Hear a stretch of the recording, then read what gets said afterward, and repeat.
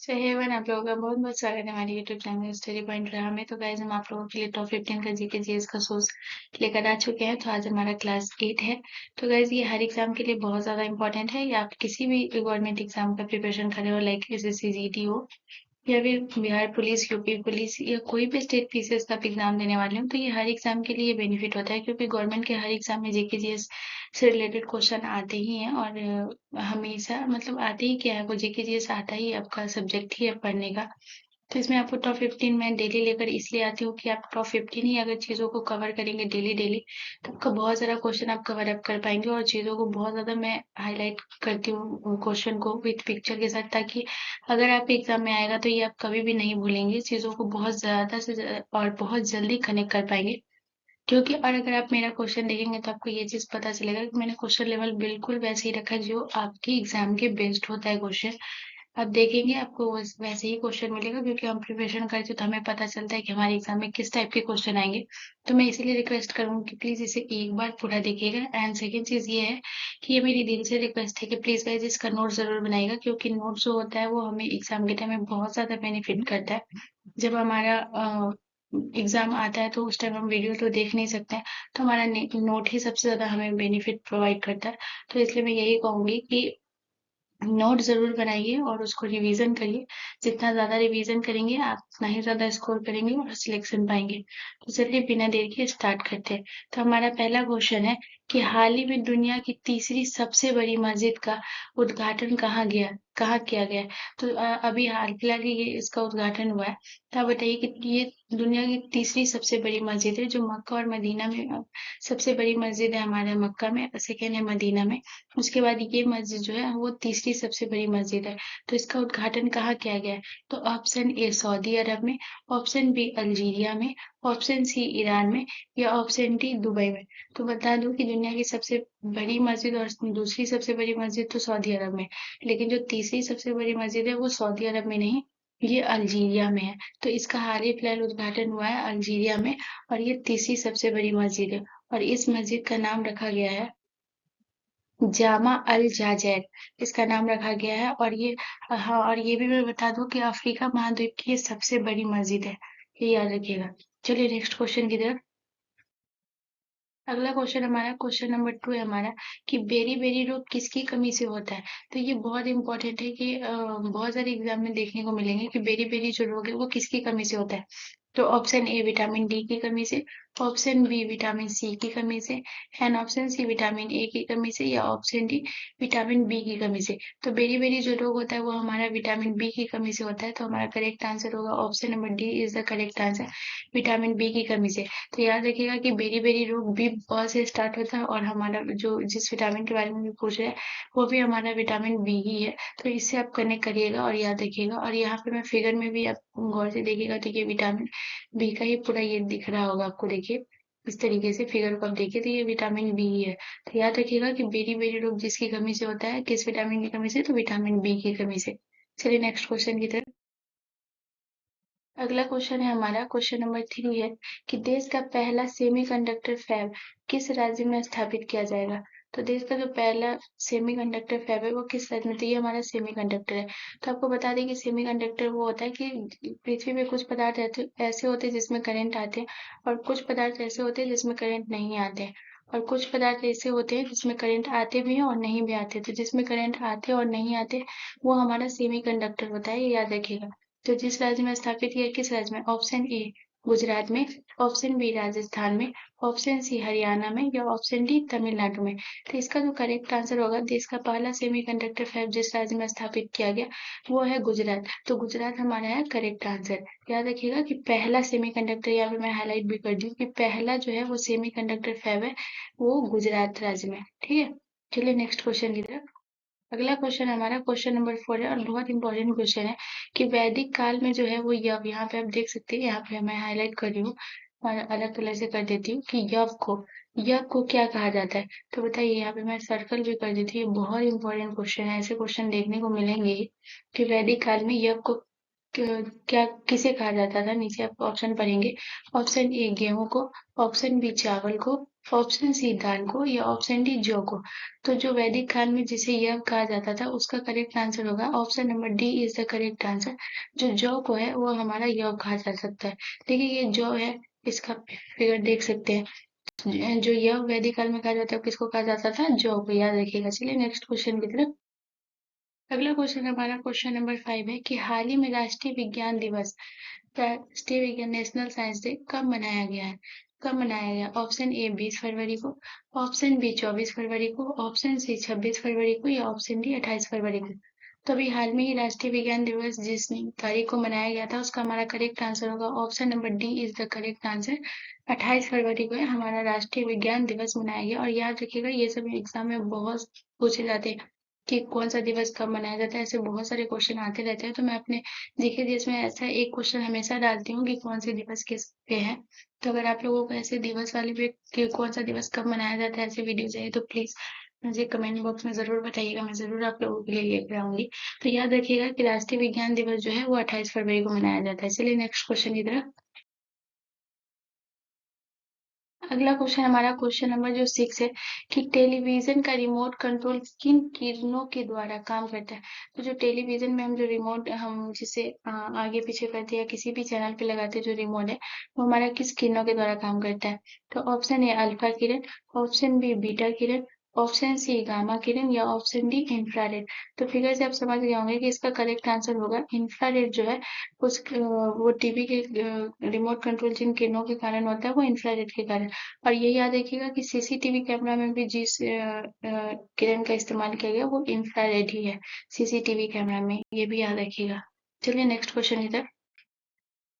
अगला क्वेश्चन हमारा question number 7 है कि कोशिका का पावर हाउस है वो किसे कहा जाता है? तो ये देख सकते हैं पावर हाउस का यहाँ पे मैं फिगर भी लगाई हूँ कि किसे कहा जाता है बताइए। तो ऑप्शन ए यकृत को, ऑप्शन बी पलिया को, ऑप्शन सी माइटोकॉन्ड्रिया को या ऑप्शन डी अस्थि मज्जा को। तो इसका जो करेक्ट आंसर होगा कोशिका का पावर हाउस जो कहा जाता है वो माइटोकॉन्ड्रिया को कहा जाता है। और ये बहुत इंपॉर्टेंट क्वेश्चन है जिसे याद रखिएगा कि कोशिका का पावर हाउस है वो माइटोकॉन्ड्रिया को कहा जाता है। और एक चीज भी बहुत इंपॉर्टेंट है कि आरबीसी की कब्र जिसे कहते हैं ना, आरबीसी की कब्र वो पलिया को कहते हैं। तो मैं यहाँ पे लिख देती हूँ कि आरबीसी की जो जिसे कब्र कहा जाता है वो पलिया को कहा जाता है। कि जितनी भी खराब आरबीसी होती है वो पलिया में जाकर नष्ट हो जाती है। तो ये याद रखिएगा, इसलिए उसे आरबीसी की कब्र कहते हैं। ये बहुत इंपॉर्टेंट क्वेश्चन है, याद रखिएगा। मैं यहाँ पे लिख दे रही हूँ ताकि आप लोगों को याद रहे। इसलिए मैं चीजों को बहुत सारा कनेक्ट करना भी सिखाऊंगी और बहुत चीजों का आपका कनेक्ट करवाऊंगी भी और क्लियर भी करवाऊंगी ताकि आप लोगों को कोई दिक्कत ना हो। चलिए नेक्स्ट क्वेश्चन की तरफ। अगला क्वेश्चन हमारा क्वेश्चन नंबर 8 है कि गुब्बारे में कौन सी गैस भरी जाती है? तो ये देख सकते हैं हमारा गुब्बारा है, फुला फुला है गुब्बारा। तो इस गुब्बारा के अंदर हमारी कौन सी गैस भरी जाती है? तो option A helium gas, option B hydrogen gas, option C neon gas या ऑप्शन डी नाइट्रोजन गैस। तो इस गुब्बारे के अंदर जो गैस भरी जाती है वो हमारा करेक्ट आंसर होगा option number A is the correct answer. Helium gas जो है वो गुब्बारे के अंदर भरी जाती है। ये याद रखिएगा, गुब्बारा जिसकी वजह से फूलता है वो हीलियम गैस की वजह से। चलिए नेक्स्ट क्वेश्चन की तरफ। अगला क्वेश्चन हमारा क्वेश्चन नंबर 9 है कि सोलर सेल एक्चुअली बना किसका होता है? सोलर जो हम लोग अक्सर छत पे लगाते हैं, जैसे फिगर में हम देख सकते हैं कि ये हमारा सोलर है। ये ये जो सोलर है इसका जो ये आप देख सकते हैं कि ये किसका बना होता है? तो ऑप्शन ए एल्युमिनियम का, ऑप्शन बी आयरन का, ऑप्शन सी जर्मोनियम का या ऑप्शन डी सिलिकॉन का। तो ये याद रखिएगा, बहुत इंपॉर्टेंट है कि जो सोलर सेल हमारा बना होता है वो एक्चुअली ऑप्शन नंबर डी हमारा जो है वो करेक्ट आंसर होगा सिलिकॉन का। तो याद रखिएगा कि सोलर सेल जिसका बना होता है वो सिलिकॉन का बना होता है। चलिए नेक्स्ट क्वेश्चन की तरफ। अगला क्वेश्चन हमारा क्वेश्चन नंबर 10 है हमारा कि वर्ल्ड सिविल डिफेंस डे, जो वर्ल्ड सिविल डिफेंस डे है वो कब मनाया जाता है? तो बताइए वर्ल्ड सिविल डिफेंस डे है वो कब मनाया जाता है? तो ये भी बहुत इंपॉर्टेंट है, तो ये याद रखिएगा। तो इसका जो करेक्ट आंसर होगा वो क्या होगा? Option A 1 March, option B 2 March या ऑप्शन सी 3 मार्च या ऑप्शन डी 4 मार्च। तो इसका जो करेक्ट आंसर होगा वो होगा option number A is the correct answer 1 मार्च। मैं पीछे भी बताई होगा इसके जो हमारा डे वाला होता है उससे हमारे क्वेश्चन बहुत सारे आते हैं कि कौन सा डे कब मनाया जाता है। ये बहुत इंपॉर्टेंट होता है, इसलिए मैं अपने हर वीडियो में एक दो ऐसा क्वेश्चन डालती हूँ ताकि आपका कवर अप हो जाए। इसीलिए मैं बोलती हूँ गाइस कि प्लीज नोट बनाइएगा। क्वेश्चन लेवल भी आप देखे होंगे, आप खुद देखिए, आप पढ़ते हैं तो आपको पता होगा कि क्वेश्चन लेवल मैंने किस टाइप का रखा है, जो बिल्कुल आपके एग्जाम बेस्ड क्वेश्चन है। तो प्लीज इसका नोट जरूर बनाइए, मैं ये रिक्वेस्ट करूंगी। तो याद रखिएगा कि जो वर्ल्ड सिविल डिफेंस डे है वो हमारा 1 मार्च है, और जो पीछे में मैं पढ़ाई हूँ कि वर्ल्ड साइंस डे जो है वो कब मनाया जाता है, तो 28 फरवरी को। चलिए नेक्स्ट क्वेश्चन की तरफ। अगला क्वेश्चन हमारा क्वेश्चन नंबर 11 है कि भारत का ग्रैंड ओल्ड मैन किसे कहा जाता है। तो जो ग्रैंड ओल्ड मैन है वो किसे कहा जाता है, तो ऑप्शन है महात्मा गांधी। तो बहुत लोगों को लगता होगा कि जो ग्रैंड ओल्ड मैन हो गए वो महात्मा गांधी है, जो कि टोटली ये रॉन्ग आंसर है। ऑप्शन बी गोपाल कृष्ण गोखले को, ऑप्शन सी दादा भाई नौरोजी को, या ऑप्शन डी सुभाष चंद्र बोस को। तो फिगर आप देख सकते हैं, जिन लोगों को ये फिगर पता होगा उन्हें आंसर तो पता होगा, जिन लोगों को नहीं पता वो बता देती हूँ कि जो ग्रैंड ओल्ड मैन जिन्हें कहा गया है वो है हमारा option number C is the correct answer. Dadabhai Naoroji को जो है वो हमारा gold old grand old man कहा गया है, ये याद रखिएगा। चलिए नेक्स्ट क्वेश्चन की तरफ। अगला क्वेश्चन है हमारा क्वेश्चन नंबर 12 है, जो बहुत ज्यादा इंपॉर्टेंट है कि कौन सा क्षेत्र है जो भारतीय अर्थव्यवस्था की रीढ़ है। जो सबसे बड़ी रीढ़ है वो अर्थव्यवस्था की रीढ़ है, वो कौन सा। ऑप्शन ए सेवा क्षेत्र, ऑप्शन बी पर्यटन क्षेत्र, ऑप्शन सी कृषि क्षेत्र, एंड ऑप्शन डी वित्तीय क्षेत्र। तो कि भारतीय क्षेत्र में जो अर्थव्यवस्था की जो सबसे बड़ी रीढ़ है वो है कृषि क्षेत्र। ये बहुत इंपॉर्टेंट है, याद में रखिएगा गाइस कि जो कृषि क्षेत्र है वो भारतीय अर्थव्यवस्था की रीढ़ है, और इसीलिए जो हमारी राज्य सरकार है वो अर्थव्यवस्था को बढ़ावा देने के लिए बहुत सारी स्कीम निकालते हैं, जो ताकि उन्हें जैसे मत्स्य पालन के लिए, मछली पालन के लिए, या बकरी पालन के लिए, या खेती के लिए भी बहुत सारे खाद्य पदार्थ देते हैं। तो इसी वजह से, क्योंकि वो अर्थव्यवस्था की सबसे बड़ी रीढ़ है, ये याद रखिएगा। चलिए नेक्स्ट क्वेश्चन की तरफ। अगला क्वेश्चन हमारा क्वेश्चन नंबर 13 है कि भारत की कौन सी नदी है जो कर्क रेखा को 2 बार काटती है। और ये भी बहुत इंपॉर्टेंट है और बहुत वीवीआई क्वेश्चन है गाइस कि जो भारत की कौन सी नदी है जो कर्क रेखा को 2 बार काटती है। तो option A Mahanadi, option B Krishna नदी, ऑप्शन सी दामोदर नदी, या ऑप्शन डी इनमें से कोई नहीं। तो इसका जो करेक्ट आंसर होगा वो होगा Mahanadi is the correct answer. जो महानदी जो है वो कर्क रेखा को 2 बार काटती है, और ये कहाँ पड़ती है, तो ओडिशा में पड़ती है, ये याद रखिएगा। चलिए नेक्स्ट क्वेश्चन की तरफ। अगला क्वेश्चन हमारा क्वेश्चन नंबर 14 है कि भारत में जो है वो सर्वोच्च किसे माना जाता है। ये बहुत इंपॉर्टेंट है, बहुत लोग इसमें कंफ्यूज भी हो जाते हैं, इसलिए मैं फिगर दे दी। तो ऑप्शन ए राष्ट्रपति को, ऑप्शन बी न्यायपालिका को, ऑप्शन सी संविधान को, या ऑप्शन डी संसद को।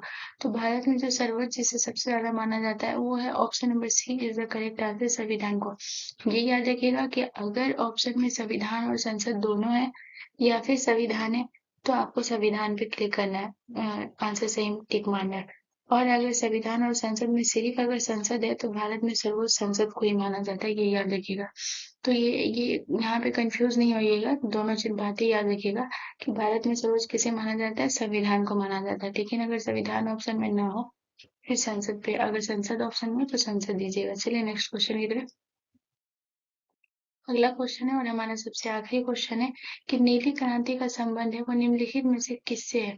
तो ये भी बहुत इंपॉर्टेंट है कि नीली क्रांति का संबंध किससे है। तो ऑप्शन ए मत्स्य पालन से, ऑप्शन बी मुर्गी पालन से, ऑप्शन सी बकरी पालन से, या ऑप्शन डी आलू उत्पादन से। तो नीली क्रांति का जो संबंध है वो हमारा मछली पालन से, ये याद रखिएगा, मत्स्य पालन से। तो नीली मतलब नीला पानी, और पानी का संबंध किससे है, तो मछली से है। तो ऐसी चीजों को कनेक्ट करके याद रखिएगा कि नीली क्रांति का जो संबंध है वो मत्स्य पालन से। ये बहुत इंपॉर्टेंट क्वेश्चन है, ये सब आते रहते हैं कि किस क्रांति का संबंध किससे है। ये सब बहुत इंपॉर्टेंट क्वेश्चन होता है, ऐसे याद रखिएगा कि नीली क्रांति का संबंध मछली पालन से। यहाँ पे मैं फिगर में भी दे दी हूँ, नीला पानी एंड मछली पानी में रहती है, ये याद रखिएगा।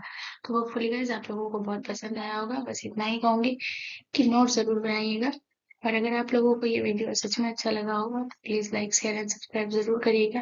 एंड सब्सक्राइब जरूर कर लीजिएगा और बेल आइकन पे जरूर क्लिक कर लीजिएगा, ताकि आप लोगों को मेरा डेली वीडियो मिलता रहे। होपफुली आप लोगों को ये वीडियो पसंद आया होगा। ठीक है, मिलते हैं नेक्स्ट वीडियो में। धन्यवाद।